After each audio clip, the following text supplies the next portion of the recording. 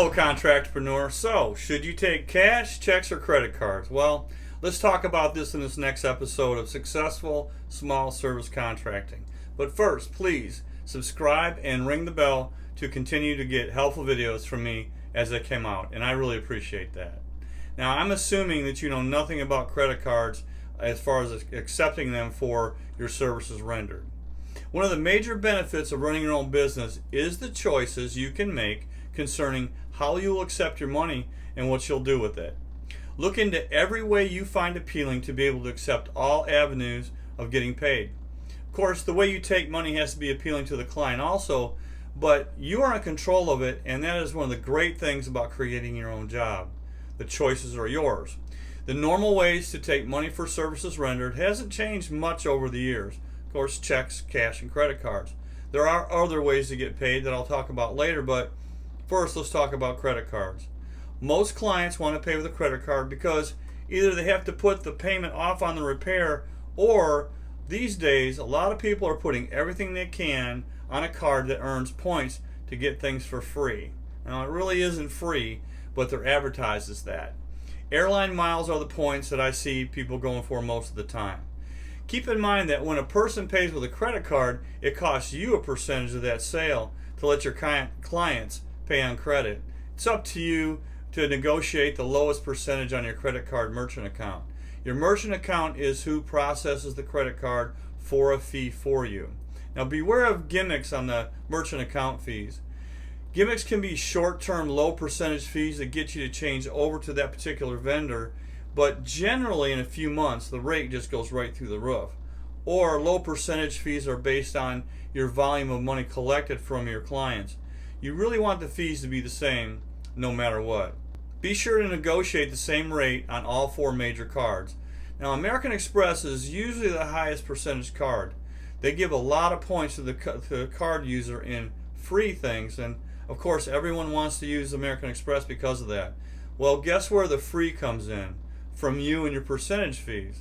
For years I wouldn't accept American Express because their fees were too high until I discovered SquareUp.com. Now, all four credit card companies bill me the same 2.5% in my area, and yours could be higher or lower depending on where you're at. On my job quotes, I include the credit card charges on larger jobs as a cost of doing business. In other words, I add them to the job. If the client pays with cash or check, then I discount the credit card fees. It's only fair. But I always include them first in the assumption they will pay with a card. It's my experience that clients pay 90% of the time with a credit card. Paying this percentage, for whatever reason, bothers some contractors. You have to decide if that percentage charged by the credit card companies makes that much difference to you. You know, there's major advantages to it. Many times the client couldn't do the repair without using credit. A lot of times repairs come at the wrong time. Also, you know immediately if the card is good or not. If it's not approved as you take it, you just ask if they have another form of payment, and you stay put until you're paid. No chasing the client for money. It's a win-win situation. Now, I consider merchant account fees a cost of doing business on the smaller repairs, but as I said earlier, on the larger jobs, I include it in the prices that I quote the client. It's just like material and labor. Merchant account fees is just another cost that I have to cover in my job quotes. Merchant account fees are also tax deductible as a cost of doing business, and that's a beautiful thing. So talk to your accountant about it. As with any job quote as a contractpreneur, I don't break my costs out, including the merchant account fees, to anyone ever. Check out my video on Choices Menu Pricing for more information on that. So let's talk about checks now. Today, checks are much safer to accept because your client knows if they write a bad check, there's going to be a ton of fees tacked onto their account by their bank. Plus, it is 100% illegal to give someone a bad check. It's sheriff time if that happens. The law's on your side, and you really won't have many problems today with that sort of thing. In the last couple of years, though, I've been getting comments from clients that they hardly ever use checks anymore due to online banking, and this is true. They simply don't have checks sent to them anymore. But I still ask them if they would like to pay with a check. But what I have found most is people are not using checks. They do have a credit card. And so you're going to get paid no matter what. At that point, 9 times out of 10, they say, yeah, that'll be fine. If they say they don't have any checks anymore, I just say, well, a debit card is fine and go along with that. I always prefer a check or cash because it costs me less. Keep something in mind. With my system, you don't have any accounts receivable problems because you're getting paid as soon as the job is completed. Do keep this in mind in your cost of doing business. You're not going to have any cost in collecting money other than the credit card fees. This may help you justify the cost of a credit card transaction if you have a problem with that. I'm in no way, shape, or form telling you how to handle your money, but the fact remains that taking cash and checks gives you greater control over your money and where to put it to work for you. Now, that last sentence is worth the cost of my entire course, so you need to read between the lines on that. Also, checks are very convenient today because you can choose a bank that lets you be able to take a picture of your phone on the check to deposit it.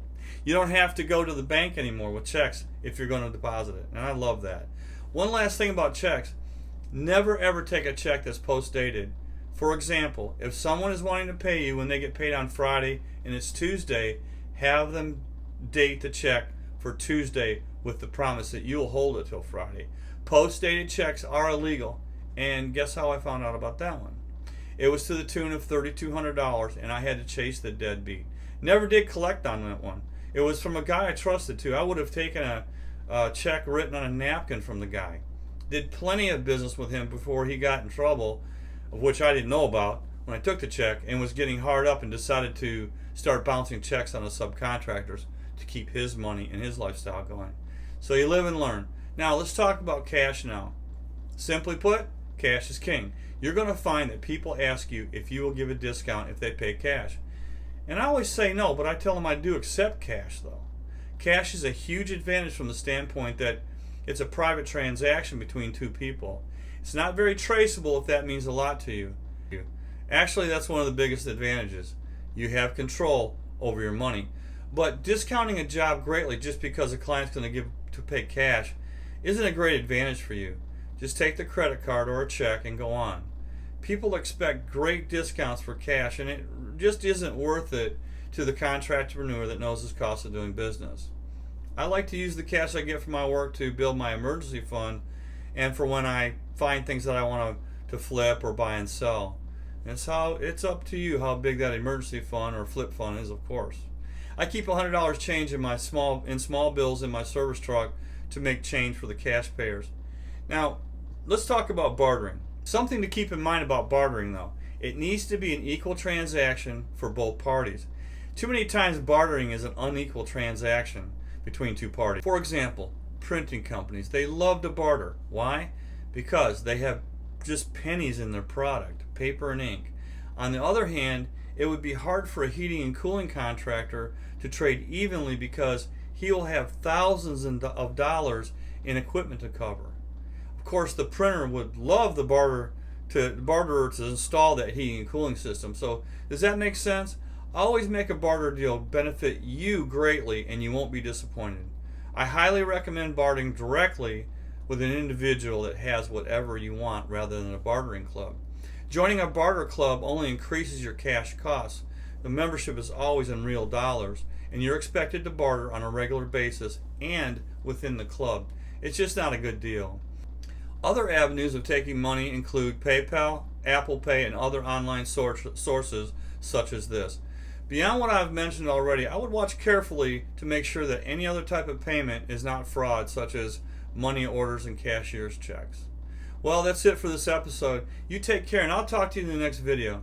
Please hit the like button and ring the bell to keep getting notification of helpful videos from me. And thanks for watching.